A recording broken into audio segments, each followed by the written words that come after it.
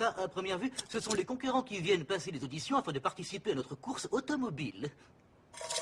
Attends, tu te fiches de moi? Que veux-tu que je fasse d'un chat et d'une souris? Nous avons besoin de gens assez fous pour risquer leur vie dans le but hypothétique de remporter un prix inestimable. Je ne fais pas dans le documentaire animalier. Bon, appelle la sécurité. Monsieur, regardez, c'est... Oh, lui.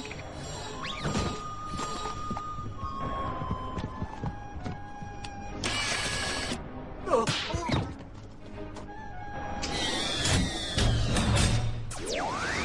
il me fiche une peur bleue, monsieur. Oui, c'est normal, c'est le grand patron d'Hollywood. Il fait toujours cet effet-là.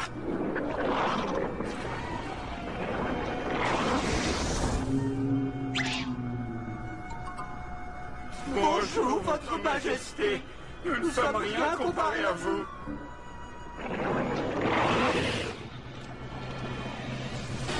Sorry, Irving. Je commence à avoir des crampes aux joues.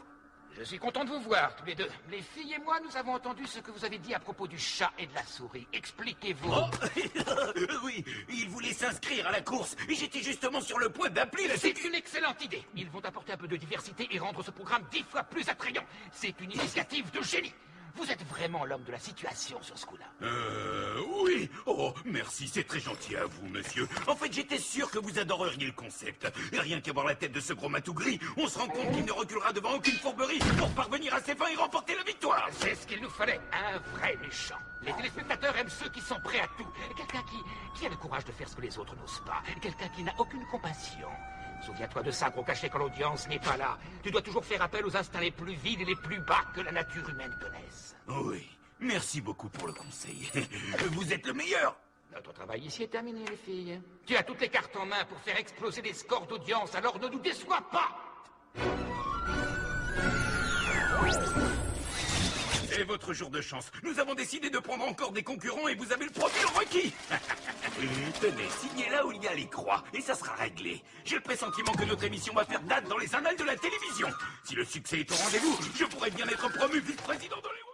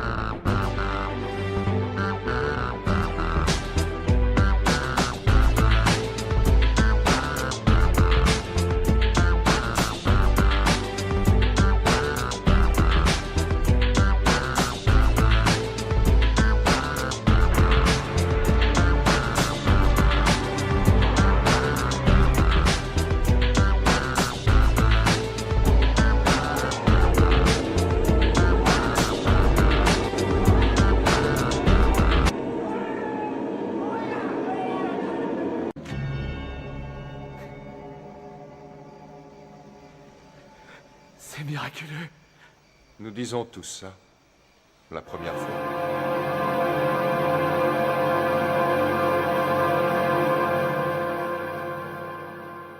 Ok, j'ai vraiment hâte de te voir. Il y a quelqu'un que je voudrais te présenter. Il est mignon. Non, il est hideux, tout petit et pauvre. Et pauvre. Et pauvre. Mais qui est ce Pierre Chevalier? Qu'est-ce que c'est, ça? Ma Bible. Des disciples de Jacques de Molay. Il y a une peinture au Louvre d'un certain Pierre Chevalier.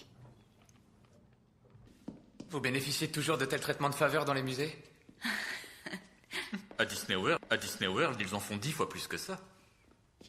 Vous avez vu qui a offert ce cadeau? Jacques de Molay. Les deux hommes étaient en bons termes à ce moment-là. À l'occasion du jour de naissance du roi.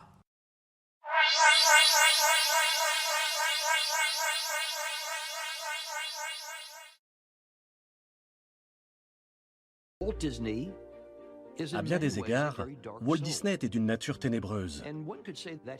D'une certaine façon, il luttait contre ces ténèbres. Il cherchait la lumière. Il a eu une révélation, une illumination. Imaginez. Il n'avait pas totalement les pieds sur terre. Il voulait ressembler à son image, celle d'un homme sympathique et chaleureux. Mais c'était faux. On ne fait pas tout ce qu'il a accompli en étant un ange. C'était quelqu'un d'exigeant. Il n'a jamais surmonté ses contradictions.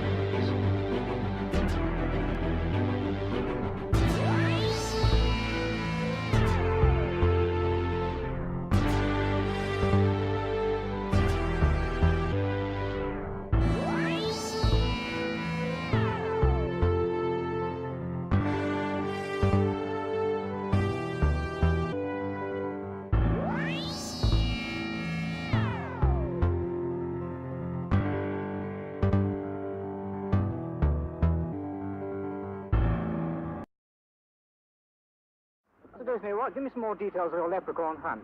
I just hope that I can find that leprechaun with the pot of gold, because I could really use that in Hollywood with the cost of production going up the way it is.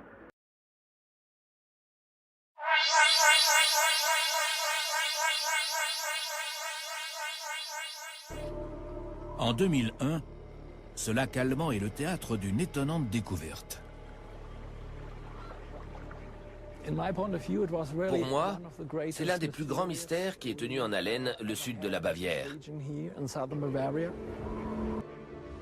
Voici le trésor remonté à la surface par les plongeurs. Le chaudron de Kim. Un objet extraordinaire. 10,5 kg d'or massif. Le chaudron de Kim et ses motifs païens a-t-il été un Graal de substitution? Quand on fabrique un tel objet, c'est forcément pour l'utiliser en public. C'est un symbole de puissance. On ne le pose pas sur un buffet chez soi, on l'expose au regard. Pour moi, cet objet était la pièce maîtresse de rituels plus ou moins publics, voire secrets. En tout cas, il servait pour les grands-messes nazis. Les gens aiment à croire que derrière l'histoire de la SS s'en dissimule une autre. Qu'ils avaient des cultes mystérieux, des rituels à eux, voire un code secret. Et bien sûr qu'il suffirait de déchiffrer tous ces éléments pour découvrir cette histoire parallèle, tenue cachée. Au lendemain de la guerre, l'ampleur de l'obsession de la SS pour l'occultisme est apparue au grand jour. Des rumeurs de rites sataniques à Wewelsburg, voire de sacrifices humains, sont allés bon train. Tout le mysticisme dans lequel baignaient les nazis peut sembler ridicule et presque prêter à rire. Or, ces croyances constituaient le fondement des politiques qui ont conduit à l'extermination des Juifs, à la persécution des Tziganes, des Slaves, des handicapés et de bien d'autres en Allemagne. C'est donc un sujet extrêmement sérieux. Une question se pose pourtant. Comment ce petit pantin italien, héros d'une fable solaire et méditerranéenne, s'est-il retrouvé au cœur d'un village bavarois aux contours gothiques? Dans le cas du village de Geppetto et de Pinocchio, on sait que c'est le village de Rothenburg, ob der Tauber, qui est un des plus beaux villages médiévaux de Bavière.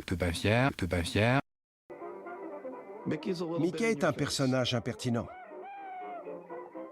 Il est intelligent, il peut tout faire, il se met dans le pétrin, mais il s'en sort. C'est un rebelle. Il suit ses propres règles. Il est le rêve de tout adolescent. Il tient tête et ça marche. C'est ça, Mickey.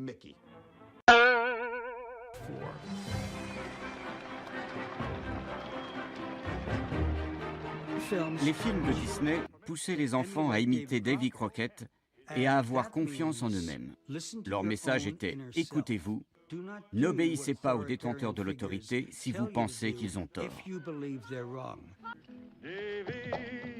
Lorsque le dernier épisode de la série Davy Crockett est diffusé, un quart de la population américaine est devant son petit écran. La chanson du générique est propulsée à la première place des ventes. Dans tout le pays, garçons et filles arborent des toques en poils de raton laveur à l'image de leur héros.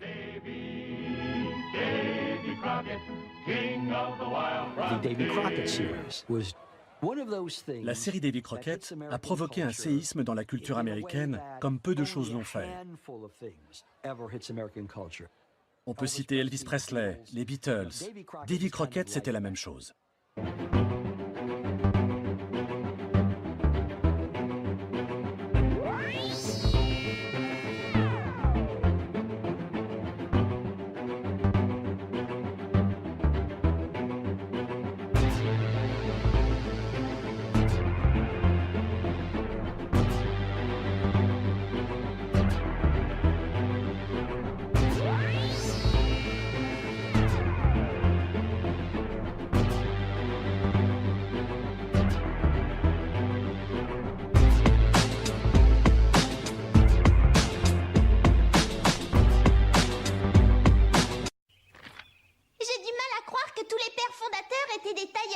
Parce que tu gobes toutes les bêtises qu'il y a dans tes livres d'école. Tu veux voir comment David Crockett est vraiment mort à l'amour quand tu auras 18 ans?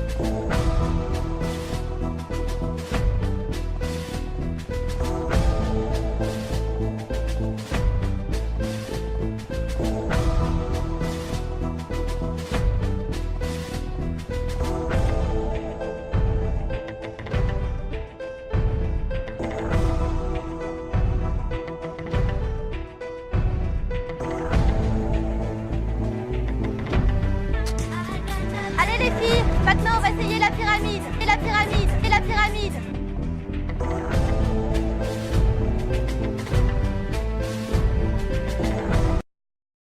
Number one problem in Hollywood was and is and always will be pedophilia. That's the biggest problem for children in this industry. Nobody talks about pedophilia. It's the big secret. And it's widespread? Oh yeah. I was surrounded by them when I was 14 years old. Surrounded. Literally. Didn't even know it. It wasn't until I was old enough to realize what they were and what they wanted and what they were about and the types of people that were surrounding me till I went, oh my God, they were everywhere like vultures.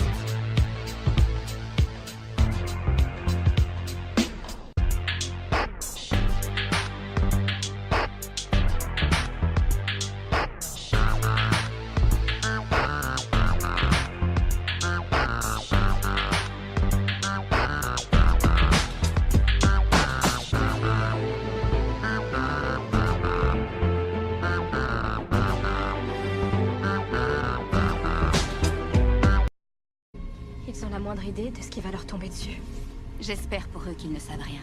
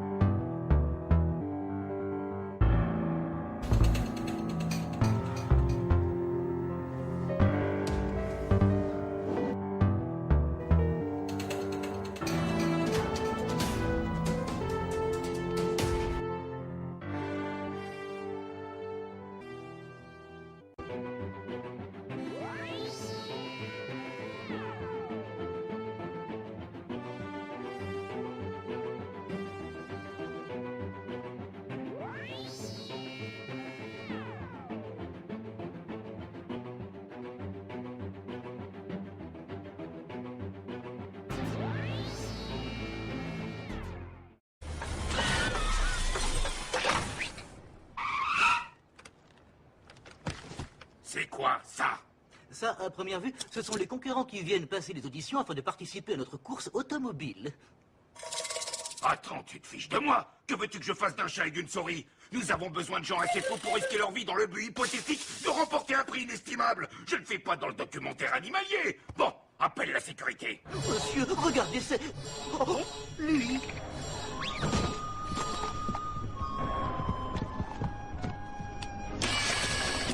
Oh.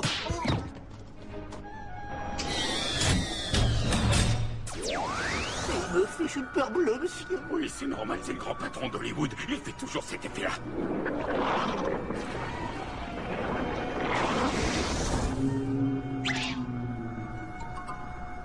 Bonjour, votre majesté. Nous ne sommes rien comparés à vous.